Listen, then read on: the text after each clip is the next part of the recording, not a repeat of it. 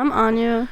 I'm 18 years old, and so far I've been homeless for a year now. And the shit that I've experienced while being homeless is crazy.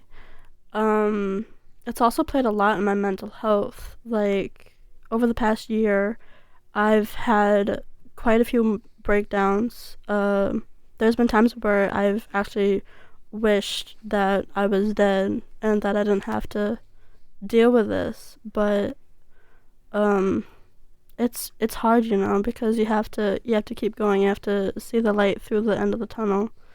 But when you're homeless, you don't really see that. You're listening to Housing Last, a community-driven podcast exploring what stands in the way of ending homelessness in Dane County. Every other episode is driven entirely by members of the unhoused community. Today we will hold a roundtable discussion among four: Anya, whom you've just heard, Kat, Bree, and Quinn.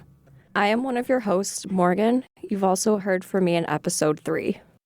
Hey guys, this is Ryan from episode 2. Before we begin, 2 things. This episode contains mild profanity. In case that's an issue for you, we will release a censored version next week on Patreon, which you can join for free at patreon.com/housinglast.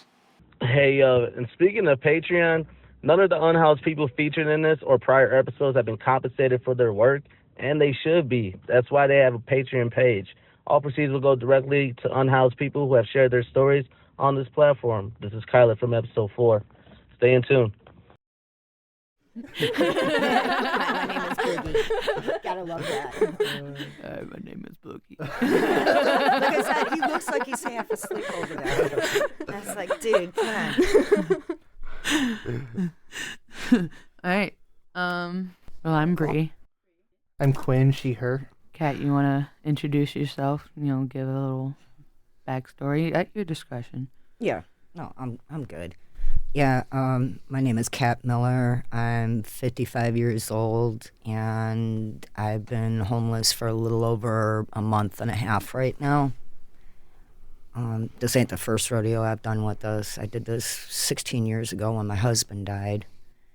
And this last time around, I lost my partner of 12 years on Mother's Day of 2023, and I tried to keep it together for as long as I could. And being laid off from the day job and my other job that I had being seasonal, the bottom just kind of fell out right before Thanksgiving. And I ended up losing my apartment. I ended up losing my service animals. I'm just one of those people that kind of fell through the cracks, because if you're not 60 and older, you're not getting disability from the federal government or the state, or you have kids, you kind of get swept under the rug being in this gray area. Nobody really wants to help you, and it's kind of a discouraging thing.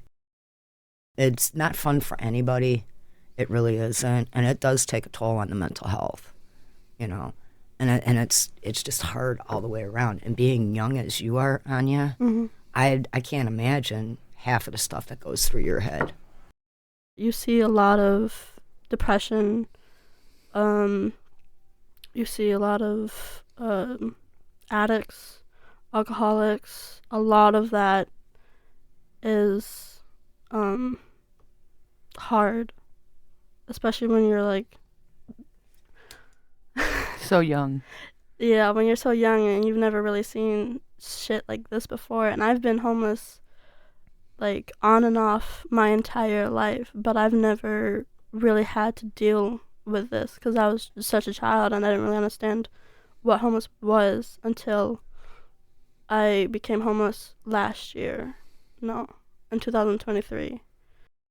We had somebody that was 93.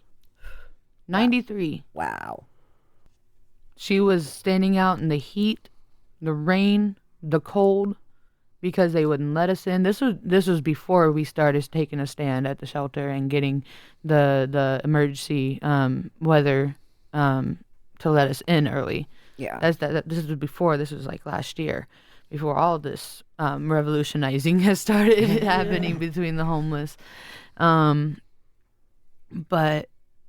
she was just the kindest old lady. And I just don't see how anybody would ever want to have put her in a situation like this. And it was both her and her son that had ended up homeless. And because they ended up homeless, they ended up separated because there was not a shelter that would take them both in together. Because the women's shelter won't let you in as a family. The men's shelter, they're very picky. Yeah. And the family shelter has a really, really long waiting list. And even then, you have to have children below 18. Me and my family, we tried to get in there one time, and I was still in high school at this point, and they wouldn't let us in because I was 18, and they said that it didn't matter if I was in high school or not. I was 18, I could not go in because we were not considered a family at that time. Yeah. And that's sad. Yeah, that's a sucky situation. Mm-hmm. You know, you're still family no matter what age you are. Yeah. You know, I mean, in my lifetime, like I said, I've buried a husband. I've buried a partner of 12 years. My eldest son and my youngest daughter are both deceased, and I still have my eldest daughter, who's 32, but she lives in another state. And then I've got a son that's 29, and he actually serves in our armed forces. You know, and I've had people question me about, well, why haven't you told your kids about what's going on? My daughter has some other things financially that are going on that she doesn't need me adding more stress to her for that. But my son, he's a military police officer. He's a captain, and he's got like 2 units with like 30, 35 guys, and they're out by the Polish-Ukrainian border. And it's like, no, my son does not need to know this because he's got damn near 60 men besides himself that he's got to worry about, because God only knows what Putin and the Russians are going to do.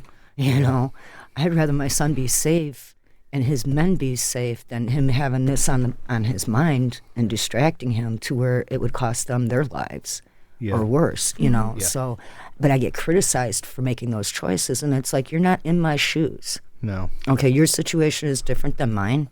Yeah. Number one. Number two, you have to give that respect, because I'm doing this from a parental standpoint. Yeah, my kids are grown, but I'm looking out for their safety because, number one, at the end of the day, I'm still mom to them. Mm-hmm. You know, that's the thing. You know, and our job as a parent is to make sure we look out for our children. And even at the shelter, you become sort of a mom for a few other people there, Oh, too. yeah.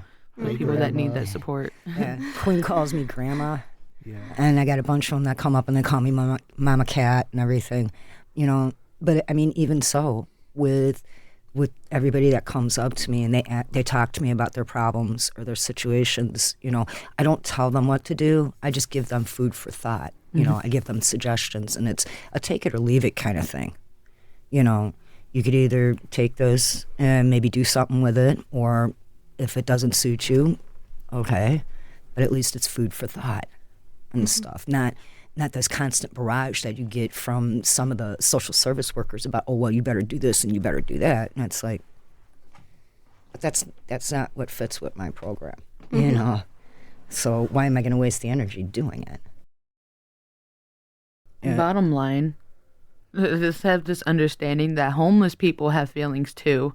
They feel emotions, and they deserve to be treated like human beings, just like everyone else, because at the end of the day, all they are is somebody that was dealt a bad card or didn't have enough support. So they either turn to the bottle or they turn to a drug because nobody else was there. Yeah. So there's some sort of decline, or somebody let them down, or a landlord just wasn't that helpful. You know, they just kick you out. Yeah. They rent it out to somebody 2 months before your lease expires, even though you had means to pay an extension, right? Yeah.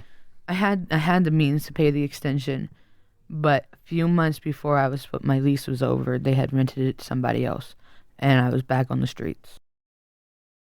One of the other things that kind of almost, in a way, kind of killed me, and I've heard it from about 2 or 3 different people, is that a lot of these social service agencies blame us for being homeless.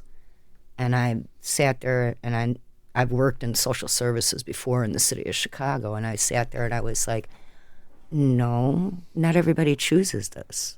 You know, you've got people that they have severe mental health issues, and after a fashion, you know, they get taken out and put in general society to try to function, which they can't do and stuff, and that's why they're in their situation. There's other people, like you said, Anya, that are alcoholics, junkies, and it's a way of life that they've chose. Hey, this is Matvey, host of prior episodes. A brief interjection, saying that people with addictions chose their way of life oversimplifies the reality of addiction.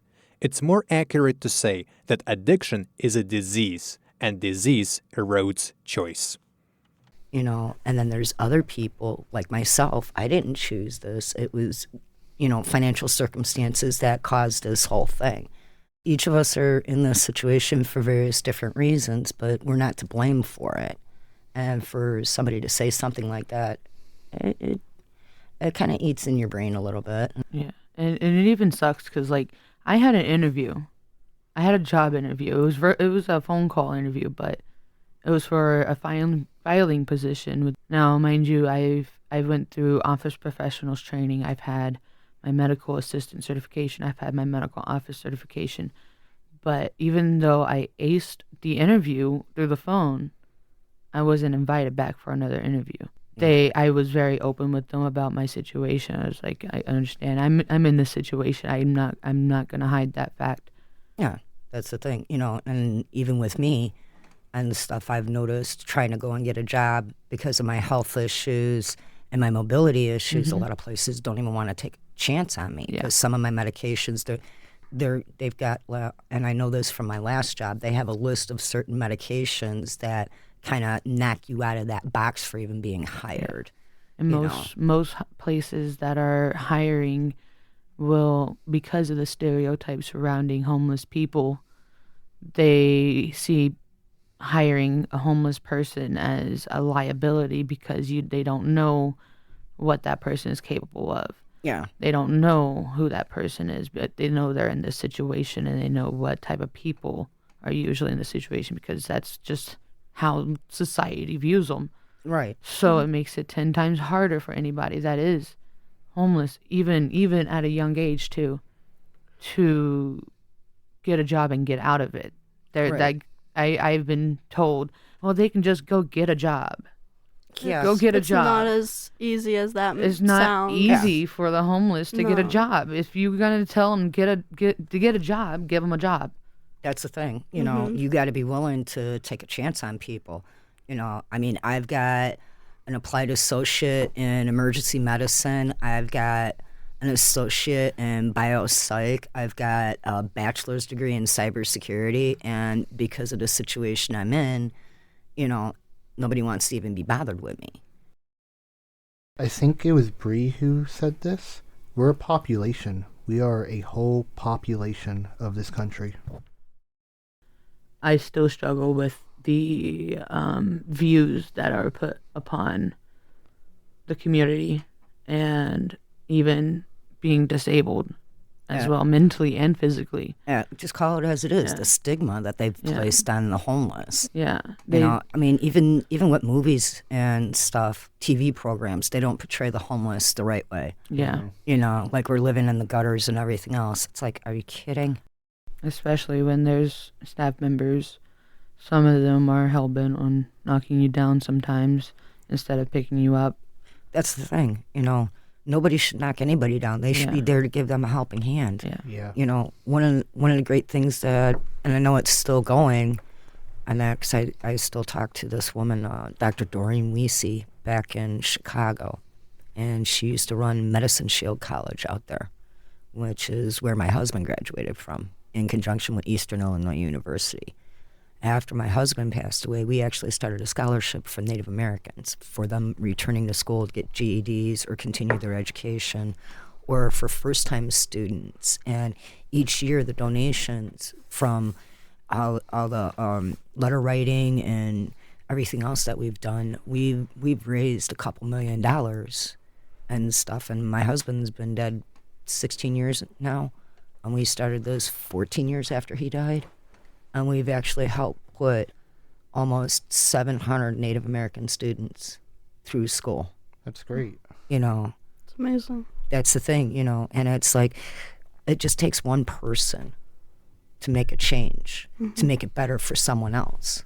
You know, even if it's acknowledging them, giving them a smile, saying good morning, good afternoon, good evening, you don't know what that can do for a person, you know. And that's the thing. People don't realize that. You know, they just kind of look down their noses at us going, oh, you're one of the homeless scum. And it's like, no, we're not scum. We're individuals. We're people. We're a diverse group of people that, yeah, we have emotions, we have thoughts, we have feelings, you know, but at the end of the day, we're still individuals.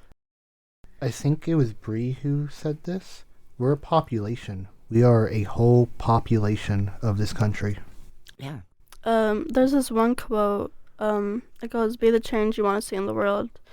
And ever since I found out that quote, it's been my favorite.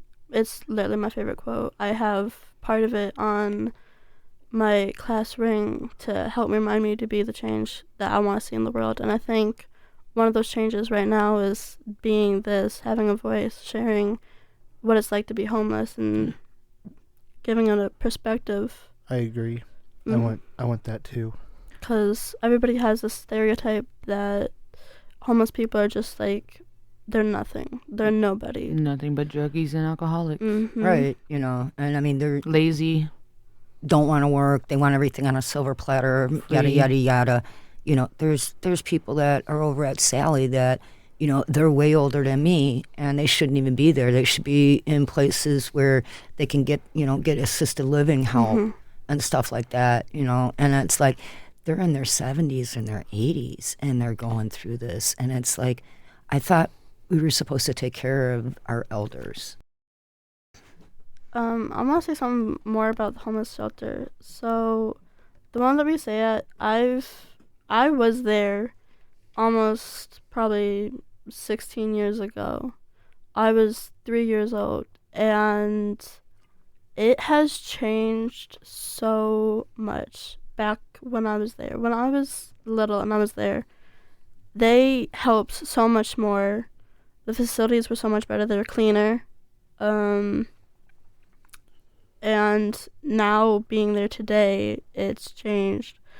The staff were much more friendly. And now it's like the staff don't care. Oh, I actually have a thought regarding the staff. I've noticed a lot of the staff, certain people, they treat it like a job instead of a passion, which I don't think is how you should approach a job like that. You shouldn't go there thinking about your paycheck or when you're going to get home. You should go there because you genuinely want to be there to help people. That's the thing, you know, and it's that compassion and that empathy. Yeah, you gotta have compassion and empathy to work in this job. Yeah. Because you don't know, at the end of the day, you don't know what a person is going through. That's why I loved having Morgan at the Beacon, because she had that compassion and empathy. She wanted to make a change. Right. You know, even in Chicago, I worked with, they're now assimilated into another organization, but there was a place called Anya Center, which was for Native Americans, and that were low income or homeless. You know, we used to do prayer circles. We tried to help them out with as much resources as we could. You know, my late husband was a part of their team. I myself was teaching them how to be able to use computers, you know, how to protect themselves when they're online, different things like that. You know, and one of the things that we always ran into, even with the grant writing and everything, was the Catholic Church as a whole will not budge. There's like a certain minimum amount that they will do to help the homeless. Other than that, if you can't help yourself, they don't want to be bothered. You know, and with resources being limited the way they are compared to when you were 3 years old until now, I mean, even with me at 16 years, and I'm coming from the homeless system in Chicago to a place that I don't even know. I can't even get around out here because I have no knowledge of Madison whatsoever. So I'm kind of like stuck and stuff. You know, I came from around Edgerton, Janesville area. I know that, you know, but that was when I had a car and everything. I don't have a car now, but it's just trying to get transportation to go where you need to go, trying to get people that are willing to sit up and help you. And you got other organizations that they only want to give you like a couple of crumbs and they expect you to do everything else. And it's like, but it doesn't work like that. If you don't have the financial resources to do what you need to do, Like I said, though, you have all these diverse people. Me and Bree, we were both handicapped. Quinn's trans, you're a young person, and me, like I said, I fell through the cracks because I'm in between everything at my age. And it's like, where do we get these resources? Who do we talk to? Are they even going to give us the time of day when we go and seek out these resources? Yeah. And I get that we have to do the footwork and everything, but every now and then we still need somebody to reach their hand out and go, okay, here, let me help you. Yeah, that's why I was asking about a job assistance program, because it would be nice if you had employers who were actually willing to take the extra step and reach out to the homeless community, offer jobs to homeless people. Yeah, and I also know, there's also those job agencies, aside from SET. People Ready and QTI. I believe QTI is the other one.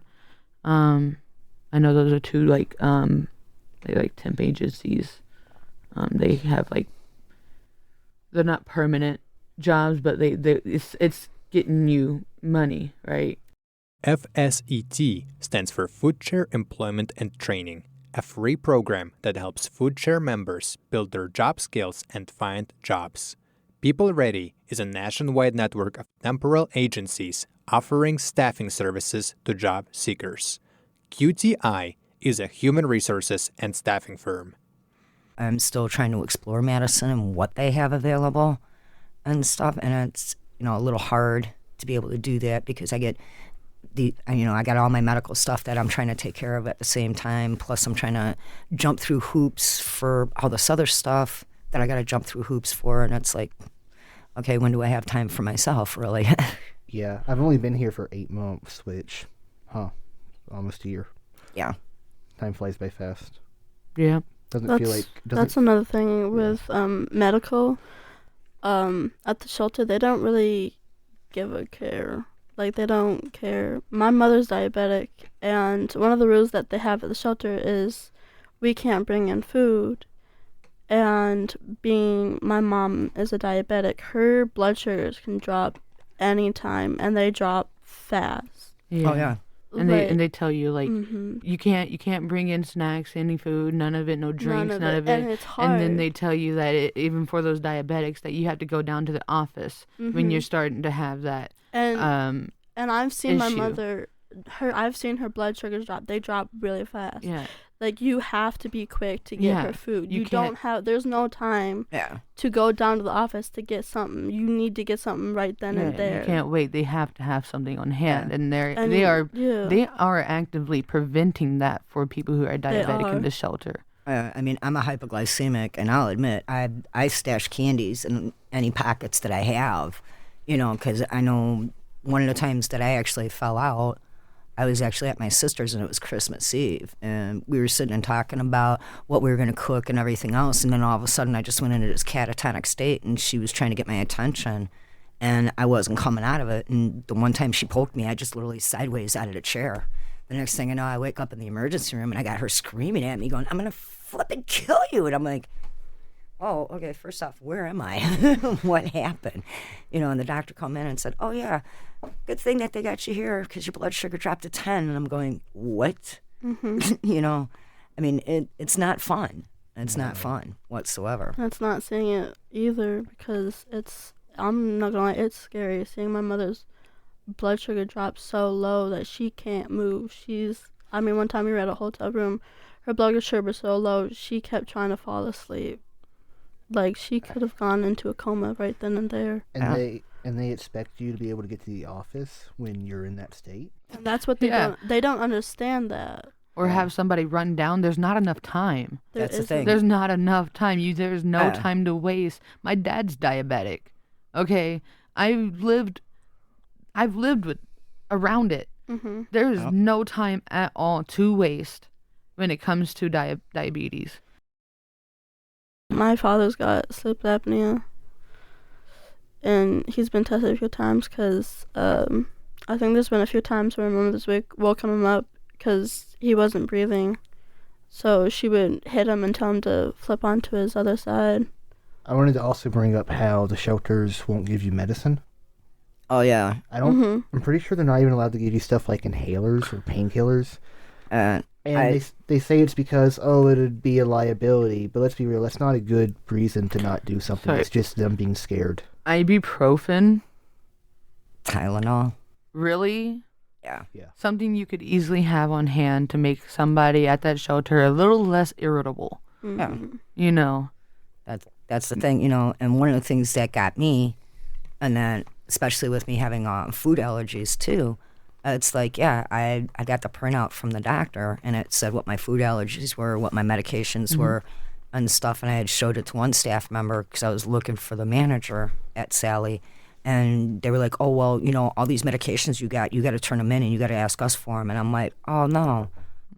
Unfortunately, Housing Last was unable to receive a comment from Salvation Army in time for this episode's release.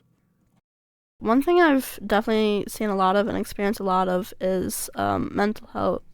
A lot of people think that mental health doesn't take a big part, but it does. And with the amount of mental health that I've experienced, it's a lot. Like, anybody that was in my graduating class, they would not be able to handle this shit. I'm telling you right now. The first day, they'd be crying, wishing to go home.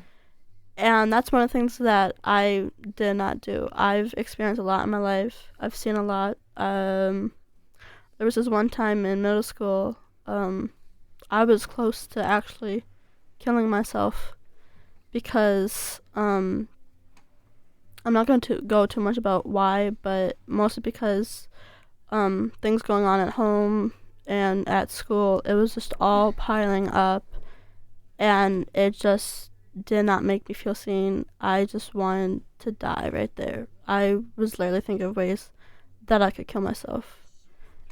And the only reason I didn't kill myself is because of my cat, because I'm his person. He bonded with me. I don't know why, but he bonded with me very strongly. And he's literally my entire world. If I didn't have him, I would be dead.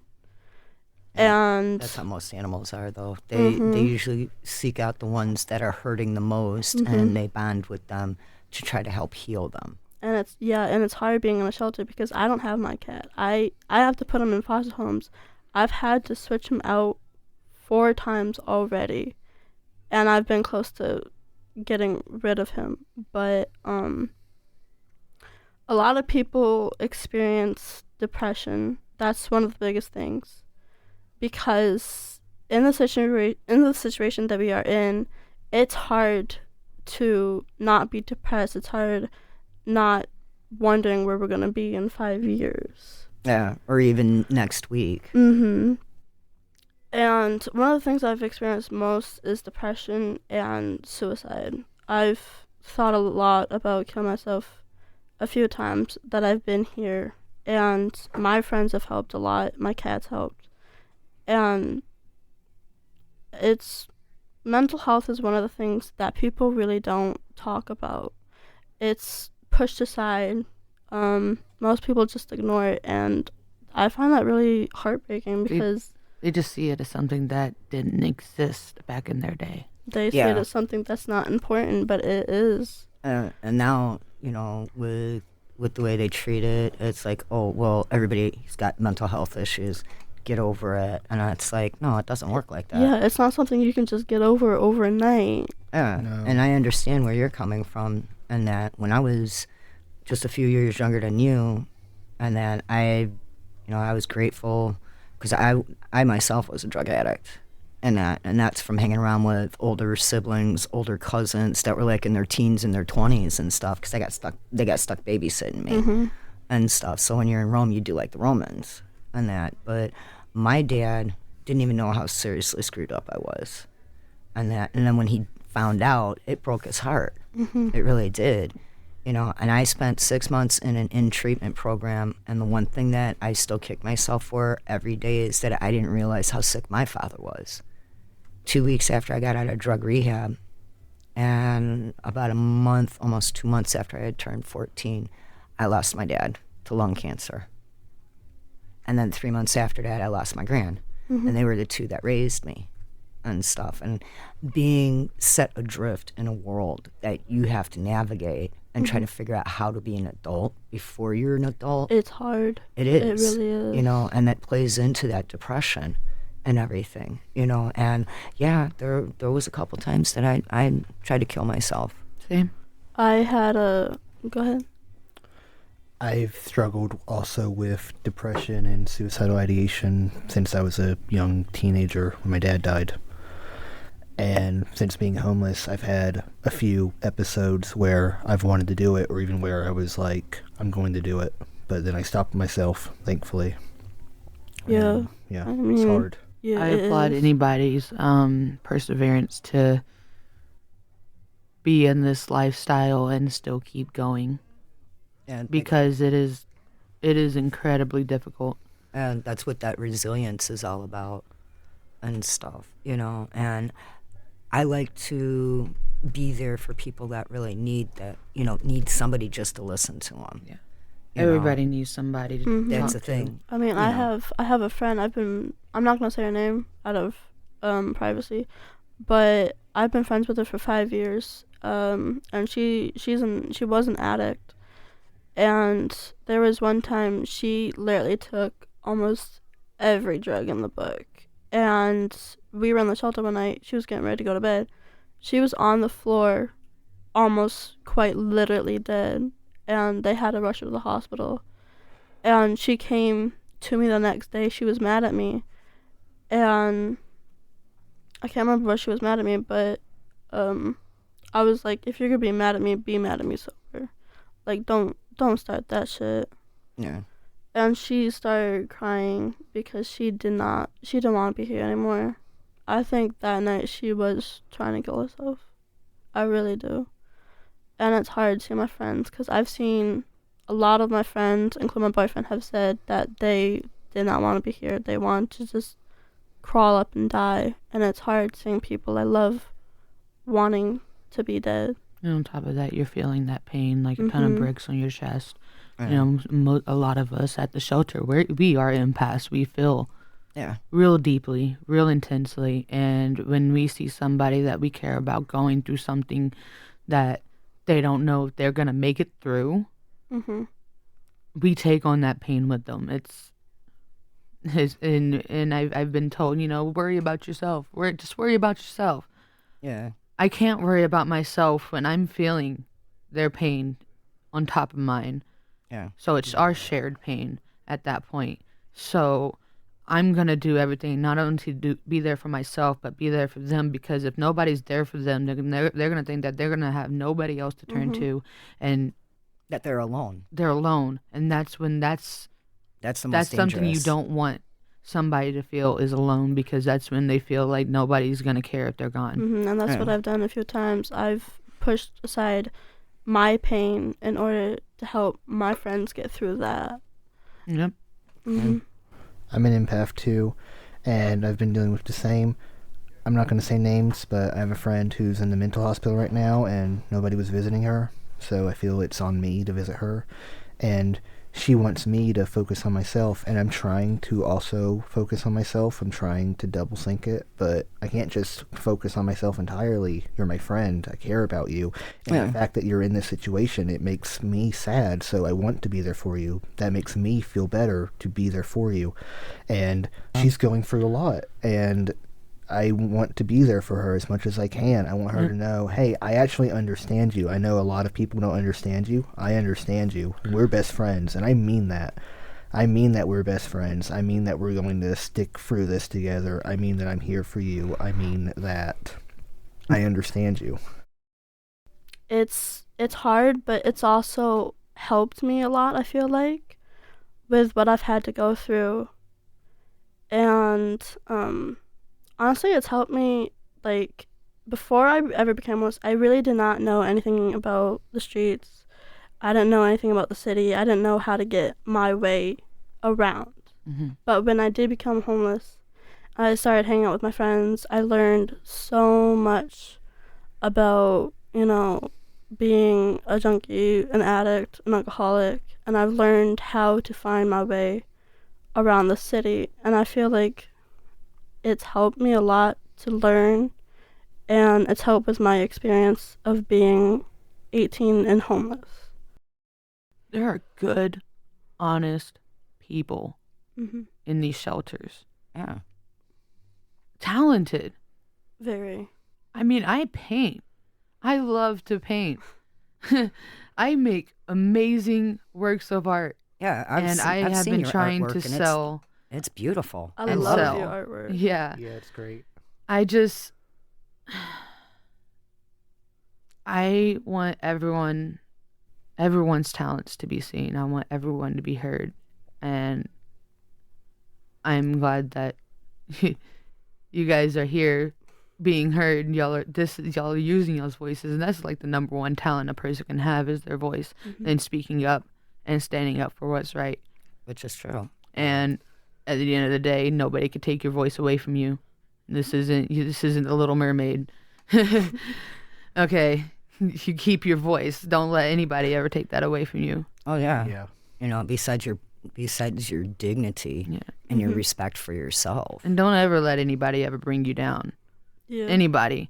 At the end of the day, nobody should ever matter more to yourself than you. At the end of the day, it's what you think about yourself that matters more than anybody else that you think matters. You gotta love yourself. Yep. You gotta love yourself before you can love anybody else. What's the old saying? Opinions are like a-holes. Everybody's got one. You know? And it's like, yeah, okay, that's your opinion, you know, but... Doesn't mean it's always right. Yeah. It doesn't mean nothing to me because my opinion is what matters the most.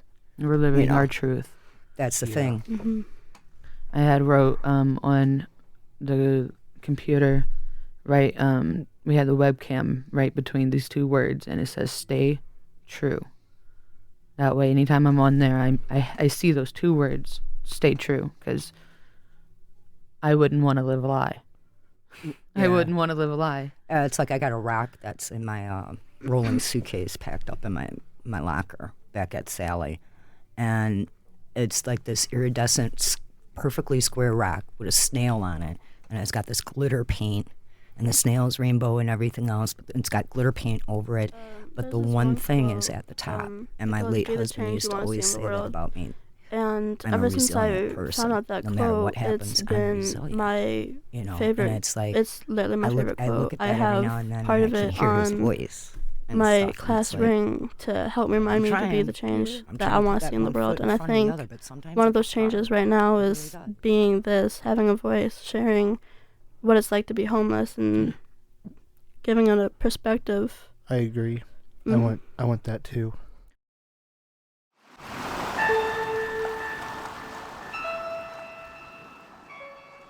Hey, this is Lindbergh from the Dane County Homeless Justice Initiative.